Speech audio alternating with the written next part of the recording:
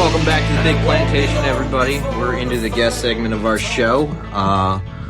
Hopefully we have Derrick Freeman on the line. I certainly hope so. Of peacenewsnow.com. He's going to be debating Michael Heiss to a certain extent. It's more of a conversation. I mean, we had an earlier conversation in the week between two articles between him and Christopher Cantwell, and it's going to be about the the acceptable use of force against agents of the state in certain situations. And Derrick, do we have you on the line? We sure do, Mike. It's good to be with you. Thanks for having me. Actually, Jamie, but it's good to be with you too, Derrick. We Thanks, wanted Jamie. to start out giving you a second to get your stance across. My stance in response to what? Your stance in response to when you don't feel that it's acceptable to have any sort of force against agents of the state, right? You feel that there's a different way to handle things, correct? Yeah, absolutely. So peaceful resistance is my way. I produce media, peaceful propaganda that points out the violence inherent in the state. I continually, forever point out that violence in the initiation of violence, otherwise known as aggression, is forever wrong, and it is always the wrong thing to do to pick up the gun to solve complex social problems. So, when talking about the violence of the state, I see peaceful resistance as the best solution. And to be specific, this is Mike now, but to be specific, your stance, that's the general overview. Your stance in relation to the Christopher Cantwell article of maybe we should consider forcefully overthrowing the government. Yeah, right. It's Chris Cantwell posted a blog post. He advocated for people to defend themselves in their homes against agents. So, for example, he isn't saying take up an armed rebellion and converge on a central location like someone might think of in like Lexington and Concord, for the American Revolution. But he's instead talking about a decentralized type of armed rebellion in which people defend their homes against agents of the state using guns. And I see that as a dangerous and ineffective non-solution. And so I penned an article that people can read at peacenewsnow.com, which is titled "Chris Cantwell is All Wrong." Of course, Chris is a friend of mine, and I don't think he's an evil person or that he's advocating for something that he believes is evil. I just think he's wrong, and I need to point that out so that people can see that there are alternative views. A lot of people don't consider peaceful resistance because violence is unfortunately what we're familiar with. But it takes a creative mind to think of alternatives that are outside the box, and it's often those creative solutions that are the most effective. And I agree with most of what you said. I just kind of want to give my critique, I guess, starting with Chris's stance, because as far as the sentiment, I do agree with Chris. I have certain critiques, though, as far as, like you said, the decentralized way in which he was talking about. I don't feel that would work. I think we see that all the time with no-knock raids and things like that, or the raid with Adam Kokesh. If it gets to a point where we're being singled out, they're going to use planes and helicopters. They're going to use SWAT teams. They're going to use training and all of this, advanced movements and things like that to totally overwhelm you. And Adam himself is a trained veteran. Now, I don't think his intent was to shoot it out with him or anything like that anyway. But I think that if you get to that point, it's over. Like no one's winning. Now, my thing is that I personally, while I agree with you in using peaceful methods, I think that the role of that is more to educate and bring attention to the inherent violence of the state. And I think that is the role, and that is something that we definitely need to focus on because there is not enough people, I feel, to on our side yet to have our version of what we feel society should look like, free of coercion and everything. I don't think we're there yet. I don't think the paradigm shift has happened. But what I do think is that eventually we are going to have to fight it out with them. And the reason I say that is because I can't think of any historical time where a government was defeated without doing that. Now, I know what the argument is, oh, well, every time you beat a government, a new government came into place. I understand that's where the fundamental difference would be with ours. But you can argue that every time a government was that times in history that a government was defeated through force, that it increased freedom, at least temporarily. But now, one last critique is that, like you said, he's not calling for an armed rebellion. Oh, everybody go get your gat and get your pitchfork and everything and let's go out. That's not what I think. I think that we need to establish our legitimacy and our moral high ground. The peaceful resistance methods definitely do that. But I feel the single biggest way to get everybody behind you, is lawsuits. And that's what I think needs to be done, whether it's common court of we the people, or if we actually try to use their own system against us, that's up for debate. But I think we need to launch lawsuits. Hey, the CIA is involved in absolutely massive wrongdoing, and because if we do it the just raise up arms way, that's basically the French Revolution, and we know how that went. But look at the Trayvon Martin case. One case goes onto the media, and it's a national storm. Imagine if that same fire was somehow put out there for a case amongst Goldman Sachs, or pick your department or your organization. Now, if I was being charged for murder and I had DNA evidence against me, and I just said, fuck your conviction, I'm not going to jail, I don't think anybody would really call it a act of violence if force was used on me to put me in jail. Wow, there's a lot in all there. I tried to take some notes on what you were saying so that I can respond with some clarity. But essentially, what I want to get across here, and I think we agree on a lot of this, there are some small distinctions that I think could be useful to be worked out. And so I'll try and just boil it down. I say the solution is you. Just be peaceful and set the example. That's my bottom line. That's how we're going to win this. So states are going to fall on their own. I think a lot of people, when you perhaps included here, Mike, when you're saying, quote, eventually we're going to have to fight it out with them, I couldn't disagree more. If we fight, we've lost. It has to be a sidestep of some kind. It has to be you can't touch me. It's an escape, an escape without escaping. What do I mean by that? Well, you said lawsuits are the solution. I say no, cryptocurrencies are the solution. Instead of fighting them direct on, like lawsuits and what we're familiar with, we try something completely new that hasn't been done before and sidestep the bully entirely. Don't even face the bully. Just slip into this other dimension where you use cryptocurrencies, and that really starves the beast. We all know, those of us who are aware, that the beast lives on the dollar and other fiat currencies.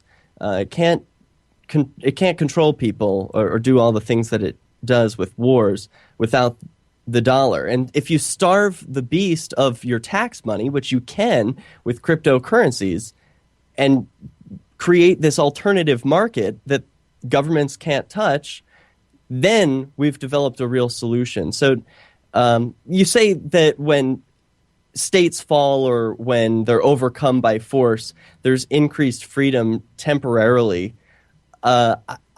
Yeah, but I don't know if that's a good thing. I don't know. And I understand the hesitation there, because the nature of our revolution, one way or another, is different in that we're fighting for a stateless society or resisting for a state. Yes, Derrick, this is Moses. I had a question for you.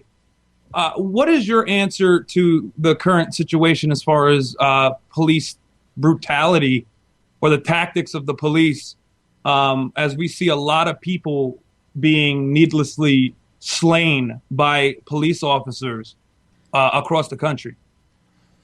I'm glad you asked that, Moses. My solution with police brutality is to produce media to make people aware that it's happening.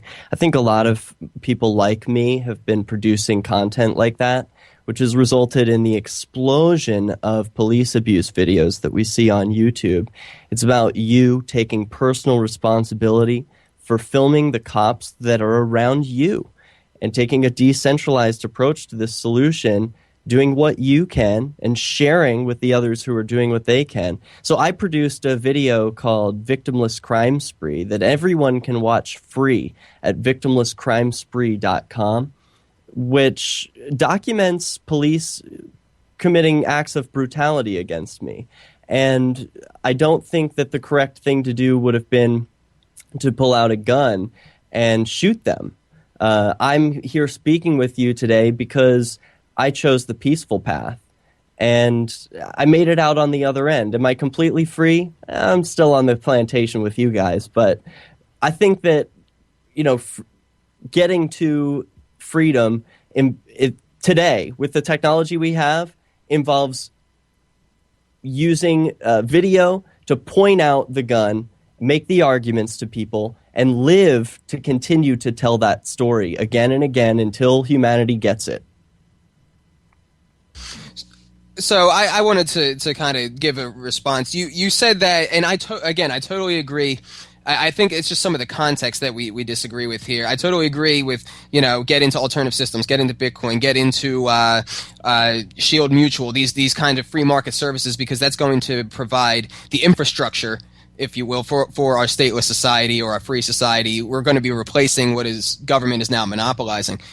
But, Derek, we're both newscasters. I know you're not going to demagogue me when I say the robots are coming. You know what I mean? I know that you know how out of control it is. The tech gap between the market and the government is so far that it's almost unfathomable. And they have as far as you saying they run over money, while I agree, I would say the money is more the lubrication, whereas we are the gears. So it's our obedience, I think, that they thrive off of. And just like you proved with your video, Victimless Crime Spree, which is a great video, I recommend everyone watch it. Once you withdraw that obedience, they use violence. And as more and more people start to withdraw obedience because the nature of the violence of government becomes more apparent, the corruption becomes more apparent, and our message becomes more self-evident, I think you're going to see more and more of a crackdown of violence. You betcha, man. You had one of the best quotes I've heard in a long time, and I want to repeat it for the audience. Quote, "The money is the lubrication. We are the gears. Once you withdraw that obedience, they use violence." Wow. Way to boil it down. That's what it's about. And I see the violence. Yes, they bring it out. But if we could bring this to something we can all relate to, like a schoolyard, they are the bullies, right? And it's going to take bravery to overcome them. But what is more brave than punching the bully or attempting to overcome the bully, which I don't think is actually a workable solution. That aside, what I believe takes more courage is to peacefully stand up to that bully and do what you're going to do without letting their threats dissuade you in any way, and take a hit. Take a hit without throwing a punch back. That shows that is about being the type of peace that we want to see. I don't want to be in a world where people are fighting each other. But we can agree that to throw a punch back is well within our rights and well within the moral high ground, right? Yes.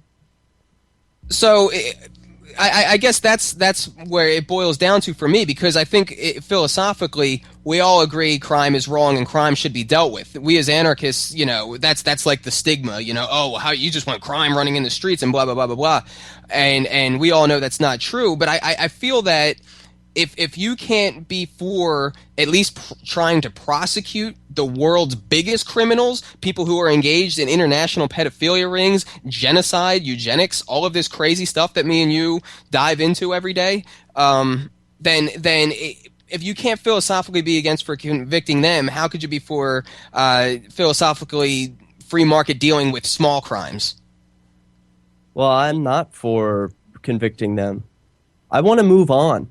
Forget about them. Who cares about them? Live free today, and don't worry about them. They're in the past. So you don't feel that they'll ever like push it to like a Mao style where, I mean, because that's like a fear that I have, right? Like the government, there's a revolving door with government and Monsanto. Monsanto controls a very large majority of the food. We've seen Mao and other places in history use food as a weapon to starve out very large majorities into acquiescence.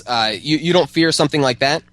No, because I take personal responsibility for my food supply. People who own themselves, owning yourself is a verb. Owning, you have to do it.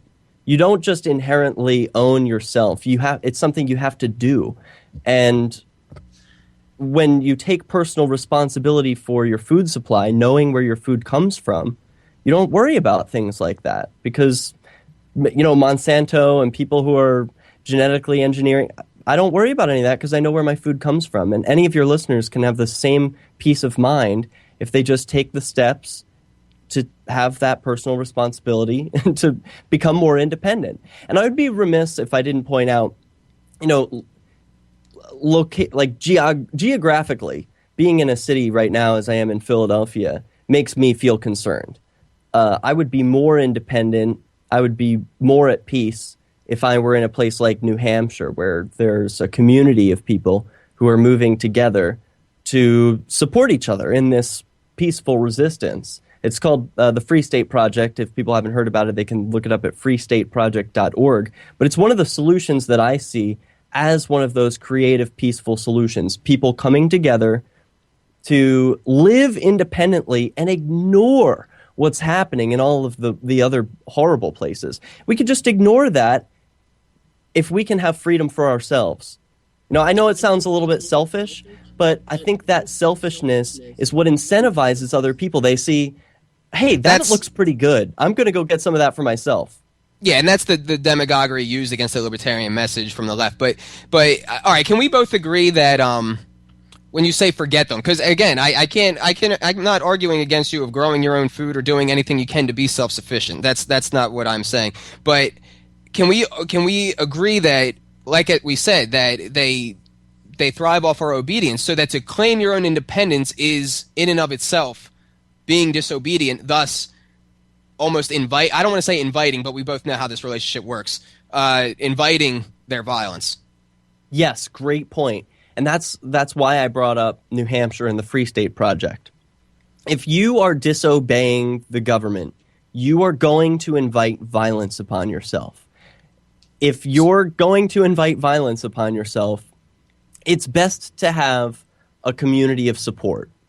And since I look for a peaceful community of support, I chose New Hampshire and the Free State Project. You might choose something else, but I'm saying, yes, there are ways to peacefully mitigate the potential harm to yourself. So, for example, we all know how this works on a schoolyard. If a bully is in a situation where his victim is vulnerable and alone, he's much more likely to aggress. Whereas if the bully is facing a victim who's surrounded by his peers, much less likely. And that's why community is so important. That's why, having these ideas of freedom is only step one. Step two, you got to implement them and live them in your life. And if you're going to do that with any success, choosing a community of support is going to be essential. I recommend looking at freestateproject.org.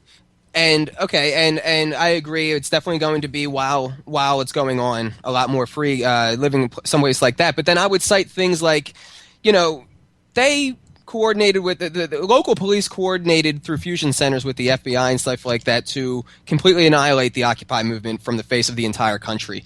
We have the Bonus Army, where thousands of vets. This was back during World War I. They peacefully assembled. They peacefully were saying, it's not right that you guys didn't pay us. We want our money. And they came in with horses and torched it. and things like that. So I think that they are more than ready to rise to the occasion to use a level of violence that will fit whatever they feel their needs are. And they've done it to our own vets. They've done it to people who have college debt. We've seen this over and over. So I guess what I feel is that to me it boils down to you're advocating to pacifism, which to me I would like to call I basically call fish in a barrelism. I don't know, but it doesn't have to be pacifism. Because okay, so for example, wearing a gun on your hip is a deterrent. You don't have to use it for it to be an effective deterrent. But it's the threat of using it that is the deterrent. I mean, it's the deterrent of well, maybe I should mess with somebody who doesn't have a gun because that guy could kill me if I tried it. Right. So I don't want to use violence as a last resort, which is how I view violence, last resort. And I think there are lots of other options that people aren't exploring if they think that it's time to use violence against agents of the state. There are a lot of examples. You mentioned the warrantless wiretapping by the NSA. Well, last Wednesday, the New Hampshire House overwhelmingly approved a bill to ban obtaining cell phone location tracking information without a warrant, thus effectively removing that part. We hope. I mean, but they don't follow their own laws, and we know that. We see it all the time. And we've got 3 minutes, so I don't mean to cut you off. I'm just trying to be fast. My last point is there any line that they'll cross to where you would say, you know what, maybe my survival takes precedence over my morals? You know what I mean? Is there any point where it might get or look so bad? Because I cite, it's extreme, but the Jews. If we back ourselves into a corner and allow us to lose so many rights, if we go to fight back when we're naked going on the trains, it's not going to work. We have to have some kind of leverage. And I fear that at the very least, there's got to be that line in the sand of like, okay, this is where we need to come back from. I don't think violence is an effective solution. I don't know how many different ways I could say it. You know, you bring up the example of the Jews. I don't think that war was a good solution to stopping that problem.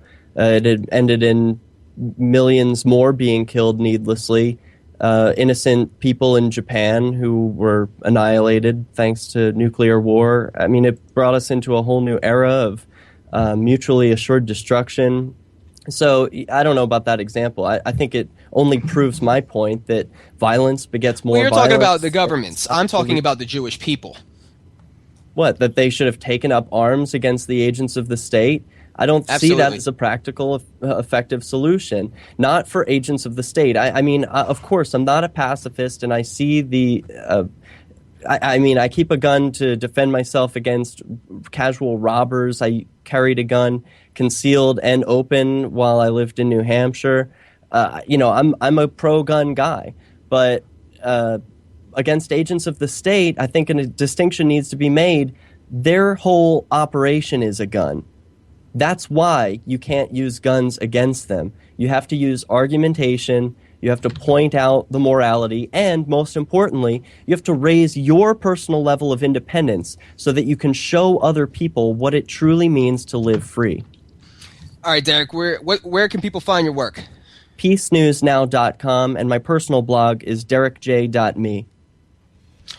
Awesome. All right, I guess we'll just have to agree to disagree, but it was a great conversation. You know, I definitely appreciate your contributions, and all right, we're up against the break, but thank you for joining us.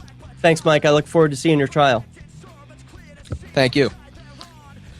Big Plantation, we'll be back with Carrie Weldler and her viral video from last week next.